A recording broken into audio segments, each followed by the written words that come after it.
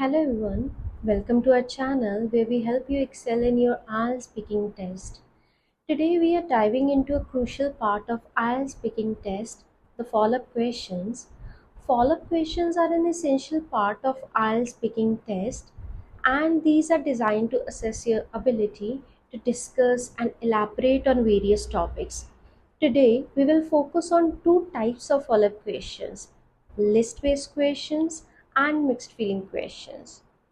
Let's start with list-based questions. These questions typically ask for a list of things such as reasons, advantages, disadvantages, problems, or solutions.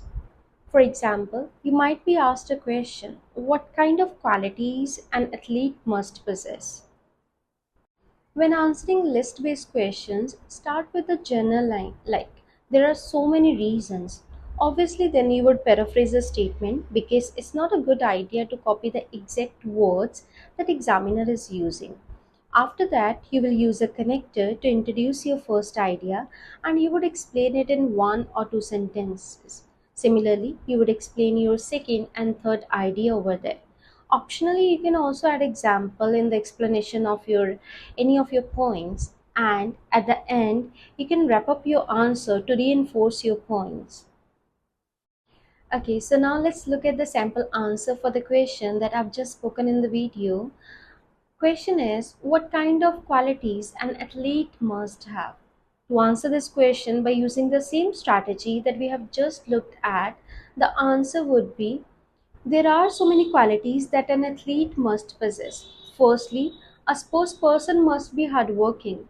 This is because with hard work, the person can improve his skills and get better in his sport. Secondly, the person must be consistent. As they say, practice makes a man perfect. A sports person should regularly practice his game to become skilled in it. Finally, an athlete must be resilient. In sports, an athlete can face failures, but it is important that the person must keep making efforts even after losing a game. On the screen, you can find some practice questions, and at this point, I would highly encourage you to pause the video for some time and try implementing the technique of list-based questions onto these questions. Try answering by following the same technique and see the effective results of that. So now let's discuss mixed feeling questions. Mixed feeling expression can be used whenever you are having points for both favor and against something. Means whenever you want to give your perspective on both sides of an issue, you can certainly use this phrase. And this is especially useful in those cases where you are unable to think two or three ideas for one argument only. In that situation, you can certainly use the phrase of mixed feelings. There are three variations of this phrase that you can include in your answer.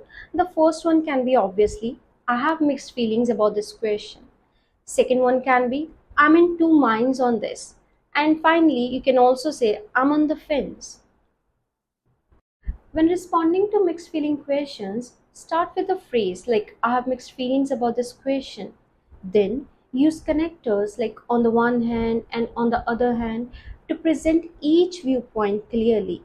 Explain each side in one or two sentences, providing examples if possible.